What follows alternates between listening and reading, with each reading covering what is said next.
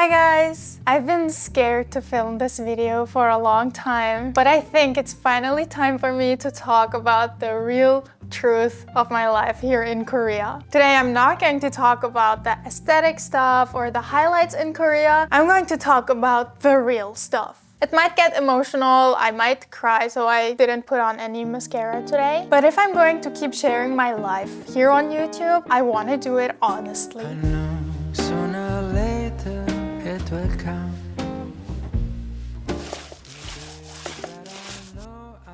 I come from an immigrant family, so my parents, they immigrated from Turkey to Switzerland. That means that I was raised between two cultures, Turkish culture at home and Swiss culture outside. I didn't grow up with money and I had to take a lot of responsibilities early on. So if I wanted to afford something, I'd have to work for it. And I got my first part-time job when I was 15, and I always tried to not be a burden for my family. I worked hard, I got good grades, I never complained, and I handled my own problems myself ever since I was a kid. Nobody told me to do that. That was just my way of being considerate towards my family. But of course, I was a kid, so it was hard for me. It's not like it wasn't hard. So to kind of escape reality, I would watch anime, and I also got into K-pop. And then during high school, I think it was the last year of high school, I got into this Korean reality show called Roommate. Specifically, I watched it for Jackson from GOT7, because GOT7 was kind of my first K-pop group that I really loved. And while watching Roommates, I really fell in love with Korea, and I really wanted to go to Korea. Like, I was a little bit obsessed. It wasn't really a thing back then to like Korean things. Only like very few people liked K-pop or Korean shows. And that interest that I got for Korea, it kind of became a dream that I started holding on to, and something that really motivated me. I was like, okay, I'm gonna graduate high school and I'm gonna start university, and then I'm gonna study abroad in Korea. That was like my big goal. So I worked my off. While studying at university, I also worked like 40 hours a week at a little cafe. Actually, it was a crêperie. We sold crêpes, like French pancakes basically. I saved so much money, and then I really studied abroad for like 2 semesters. I really loved it in Korea. I had so much fun. Oh, you wanna know how much money I saved? Guys, I saved like 10,000 US dollars for this whole thing. I don't think I used up all the money though. And back then, Korea was cheap. Anyway, during my exchange studies, I really fell in love with Korea. And I also met my beloved partner, boyfriend, SB. And you know, during my exchange year, for the first time in my life, I felt free. I didn't have to work. I could dress however I wanted. I could come home whenever I wanted. And I could just breathe. After my exchange year, of course, I went back to Switzerland and I finished my degree and started preparing to move to Korea. After my exchange year, I went back to Switzerland, of course, and I finished my degree and I started preparing to move to Korea permanently, or at least long term. I'm going to skip the exact how I moved here, the technicalities. However, I am going to make a separate video about that, so you can also take notes and maybe it will help you if you also want to come to Korea. Anyway, I worked hard again and finally I did it. I moved to Korea and I am here now. But living here as an adult, I mean a real adult, is so different than living here as a student. I can't just live off my savings anymore. I have responsibilities, I have a career, and I have a dream that I'm chasing. At first, I thought I was just adjusting to adult life, which for me happened to be in Korea. But it wasn't just bills or work stress that was a lot for me. It was something deeper that kind of started shifting. Like the freedom that I had felt during my exchange year here in Korea, it slowly turned into this like heavy feeling. When I'm having a hard time on an emotional level, I really struggle putting my finger on what the issue is. But then I feel it physically, and then my body tells me something's wrong, you better find out the reason and do something.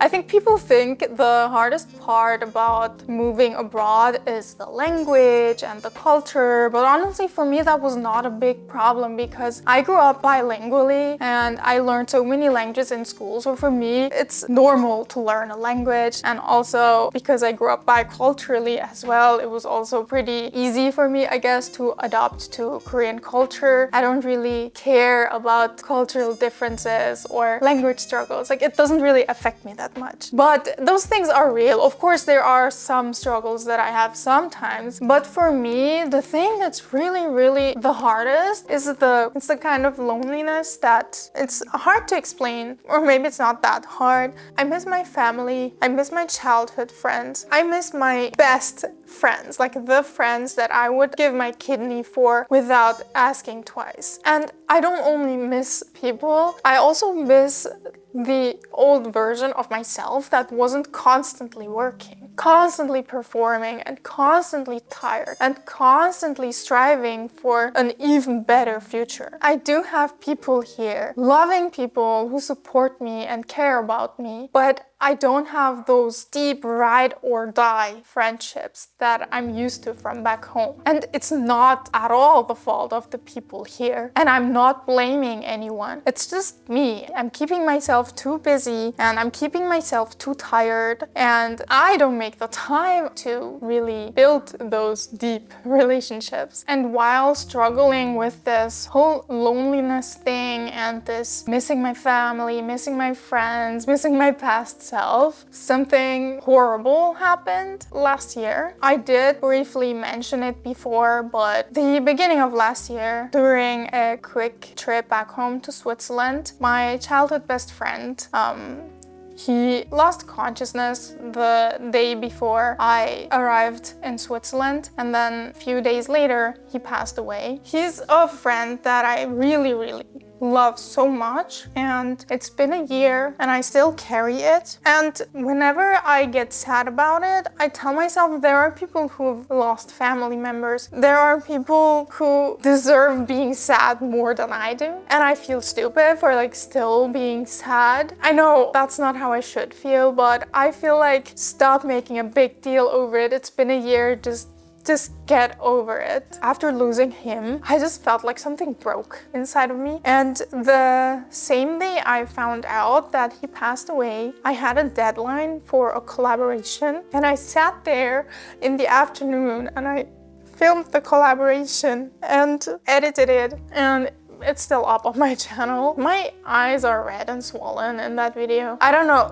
any normal person would just be like, hey man, I just lost someone, so let me take a rest and not film this video. And the brand that I was working with would have understood. Anyway, after that trip to Switzerland, of course, I came back to Korea and I just kept working. But of course, the sadness, it stayed with me. I just suppress things like that, and suppressing your feelings is not the best coping mechanism because it will come at some point and it will be really hard to work through the emotions if you keep suppressing them. So on the 1-year anniversary of my friend's death, I broke.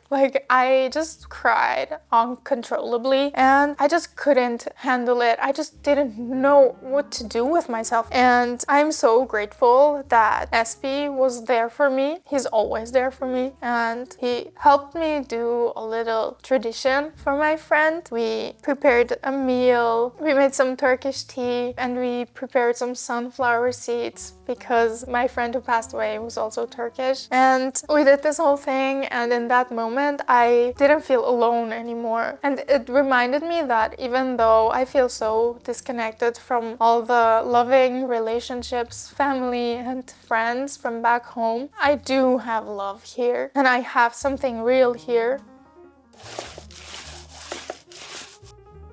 So from the outside, my life looks so put together, especially on my social media. I also don't really want to worry anyone back home, so I don't tell them about my problems either. So to everyone, it seems like I've got everything figured out. From the outside perspective, it looks like I'm just living my dream life here in Korea. Of course, people don't see the behind the scenes. Nobody sees all the pressure I put myself under and all the mental load of being self-employed unemployed, far from home, constantly working, and also trying to deal with burnout. And sometimes I feel quite invisible here in this country. Like whenever I go somewhere with SB, people only talk to him, even though I speak fluent Korean, and although both of us are introverted, I am more extroverted than him. He agrees on that. I'm a really strong personality, so I'm the one making the decisions. Like when we picked this apartment, it's my decision. Like I want this place, so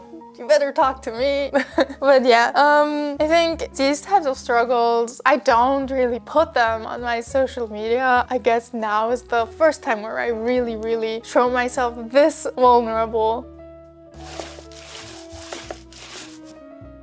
And with all that said, I think I need to clarify, I don't hate living in Korea. I actually love living in Korea, regardless of all the things that I'm struggling with. I, of course, love the things that Korea is famous for, like the safety, being able to walk at home at night and being safe, you know. Also, the convenience, the aesthetic cafes, the food, and the cool language, and the amazing pop culture. But the thing I love the most is the opportunity this country gave me. I love that I built this life, and I didn't just move here and stumble into success. I didn't start with connections and just get everything fed to me in a silver spoon. I worked for everything that I have, and I carved it out of nothing. And Korea gave me the space to actually build something from zero, and something I'm really proud of. Right now, I'm doing what I love. I'm in the industry that I always wanted to be in, that I always dreamed of being in, and it always seemed too good to be true. But it is true, and it's my dream, so I'm actually living my dream right now, and I get to share it with people, with you guys. And I know my life is not perfect, but this life is my life, and it's my life that I built. It's not a life someone gave to me or a life someone decided for me. It's mine, and to me, that means a lot, and it's the biggest achievement.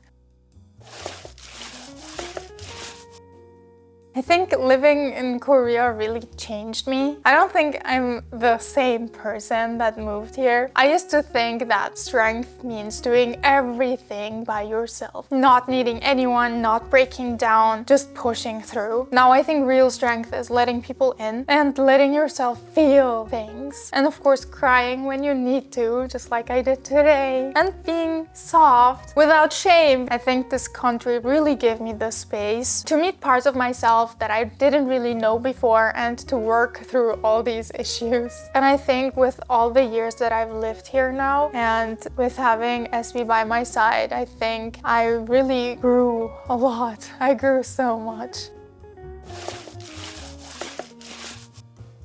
So would I still move to Korea if I knew about all the struggles that I would have in advance? Honestly, yes, I would still move here. But I don't think I'd move here for the reasons that I thought. I came here looking for freedom, but I think what I found is resilience. And also, of course, I found love. I didn't come here to find love, but I just found it. I'm lucky like that.